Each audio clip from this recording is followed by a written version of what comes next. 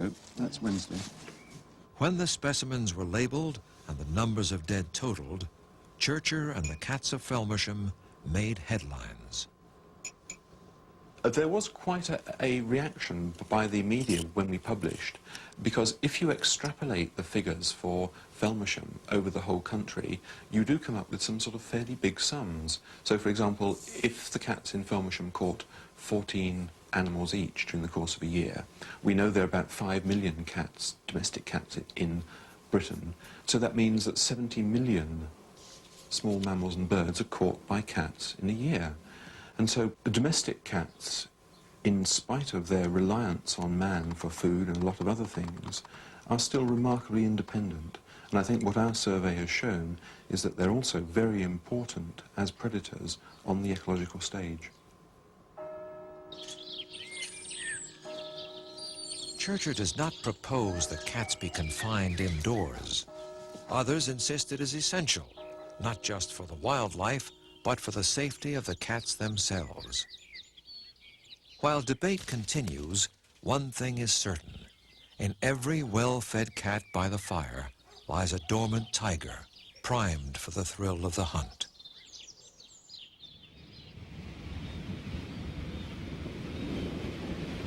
Because cats are seen as self-sufficient hunters, many people feel no qualms about abandoning them. Nationwide, millions are dumped every year.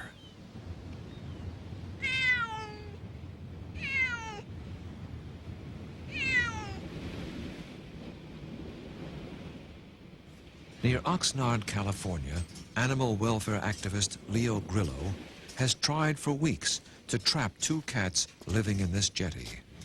Such brutal conditions are a death sentence for cats, and he devotes his life to rescuing them. When the winter hits, these rocks are really cold, and the waves are cold, and the mist is cold, and the fog is cold. The cats are cold.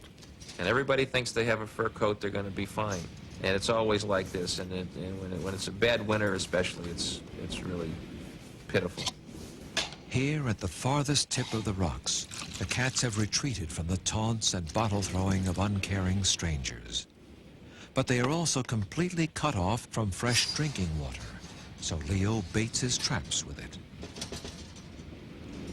Hey, Jet. He has named the cats Marina and Jetty because of where he found them. Come on, Jet. Come on, Jet. Come on.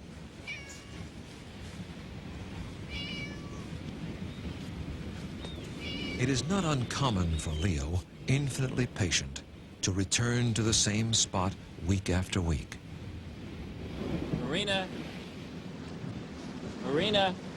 To Grillo, these cats appear relatively tame. Clearly, they were not born wild, but raised in the comfort of a human home. But these same humans abandoned them. The cats no longer trust. Hey, Jet. For Leo, it is always a waiting game to see which is stronger, thirst or fear.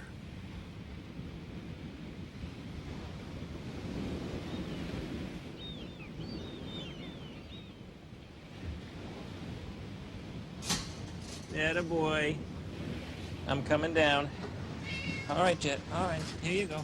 When I get a cat, and those traps are set, and I get a cat to go in the trap, and that door comes down and slaps, that is the most exciting feeling. And that little saga, that little story, the trips to this one little rock to feed that one little cat is now over. It has an ending. After weeks of failed attempts, this day would finally bring success. Easy. Easy. Tired but exultant, Leo would trap both Marina and Jetty and bring them back to a world of care and love. Grillo runs 4 licensed shelters in California, but they are only for animals he himself has rescued. An ever-changing number of cats and dogs live out their lives here. If it gets too crowded, he says, I just expand. Leo and family live nearby with 60 cats. This ranch house is home to more than 150 at last count.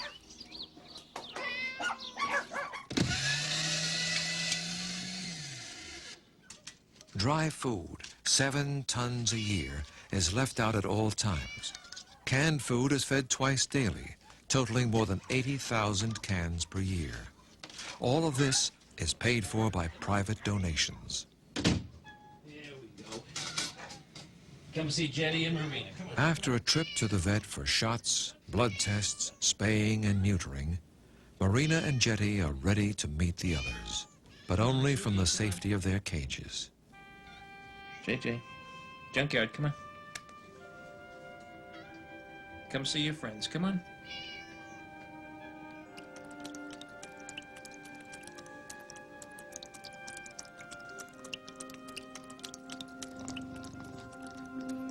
This cat is in ecstasy just to have food. Real food. Yeah, look at that. Beautiful thing is they were caught together and they can tame down together. Comfort each other. Come up here. There you go. Whatever drives Leo Grillo, obsession or passion, he spares hundreds of cats a certain death. What happens when we bring them in is we try to reestablish the trust. And we just tell them we love them. We show them we love them. We do things that show them we care about them. And we build their trust up again. Eventually they trust us. Oh, you're a good boy. You're a... That was my baby, huh? For many people, the cat is all but hypnotic, soothing and calming just to behold. Through the ages, an uncounted number, graceful, beautiful, and mysterious, have captivated the human mind and eye. Scientists learned that simply petting a cat lowers human blood pressure. Now, some go further and suggest cats may actually benefit our longevity.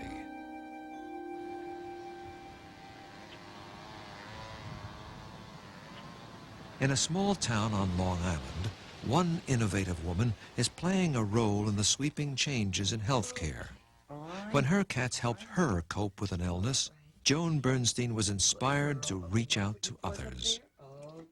I became ill. I developed chronic fatigue syndrome at that time, not knowing what it was. The disease was not defined at that time. And there were days when there was no way I felt like getting out of bed, crawling out of bed, literally in pain, and feeding the cats, changing litter pans, and doing everything else that has to be done. But I did it because the cats insisted that I do it. Sometimes they'd just be my hot water bottle or my comforter. Whatever I needed them to be, they became. And so I became very aware of the value of the cats as a therapy.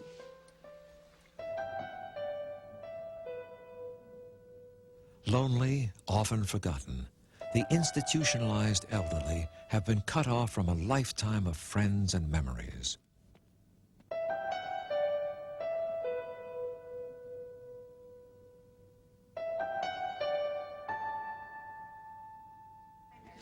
Ladies and gentlemen, one of the most beautiful grand champion champagne mink Tonkinese. At Brookhaven Healthcare Facility, Joan's Tonkinese cats are eagerly awaited every month. Is this gorgeous? Bred for their stable temperament and sociability, they offer therapy at many levels. As we go by.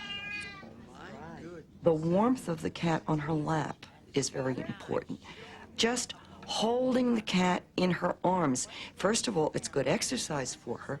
She's utilizing the muscles in her arms and her hands. So we have the physical aspect of it. Look who I brought you. You think she's trying to tell you something? Come on. Okay. She'll stay right there with you, Mr. Hook. Patients who have difficulty with recall of the present, okay? In other words, remembering the present from now to tomorrow, or now till next week, or now till a month from now. That's Muzzle. They will remember the cats. She's a lot like the one I brought here one time who was sitting on your shoulder, remember? Yeah. And I took a picture of you with the kitten sitting on your shoulder, and only half the picture came out. He really is a good guy. So soft and so pretty, isn't she? Some scientists believe cats touch people more than other pets do, literally and figuratively. Their lithe and graceful movements are non-threatening, and the cat's shape and size are basically the same as a human baby's. For most people, an automatic invitation to nurture and love. She is beautiful. Oh, I'd love to hold you all day and all night. I really would. Another world touched by Joan and her cats is a residential school for autistic youngsters. The cause of autism is not fully understood, and currently there is no known cure.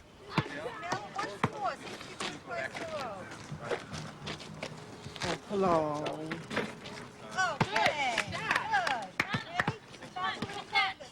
Locked largely in a world of their own, the children are extremely difficult to reach.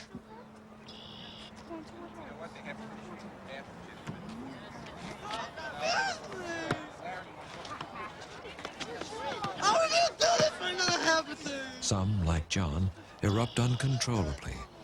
Easily frustrated, he often reacts with raging tantrums.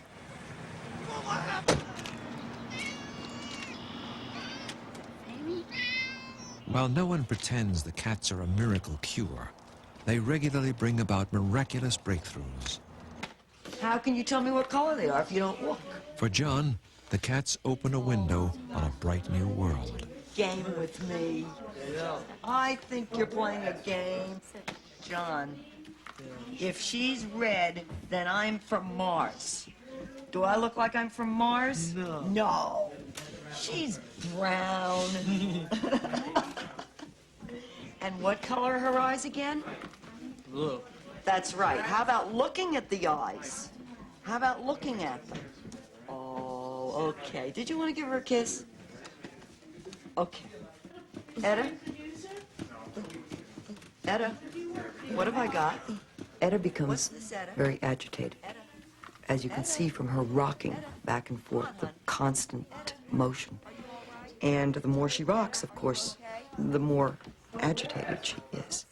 I can take the cat over to her, and at first she may thrust it away. But if I'm persistent, sometimes I have to withdraw a little bit and come back to her. But if I am persistent, the cat can stop her. Later, Joan will try again. What have I got? Is this a nice cat? Do you like this cat? I see them relating to the cat so much more openly, so much more freely than they do to other people. They can trust the animal. With every individual I've worked with, they have eventually reached out. And I think it's because there is, again, that sense of communication that says, trust me, I won't hurt you.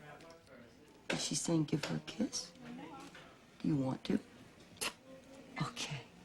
Let me turn her around this way. Give her a kiss back here. Okay, a little closer.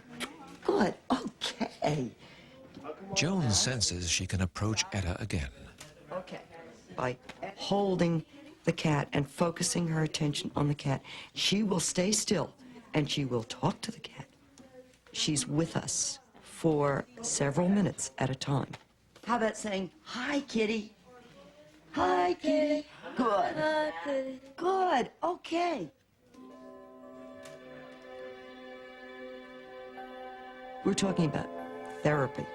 We're talking about hands-on, and we're talking about one-on-one and up close.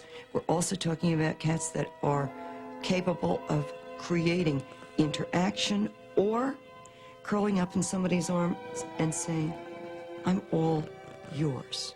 Right this minute, I belong to you. You're special to me. And I love you. So hold me and feel good.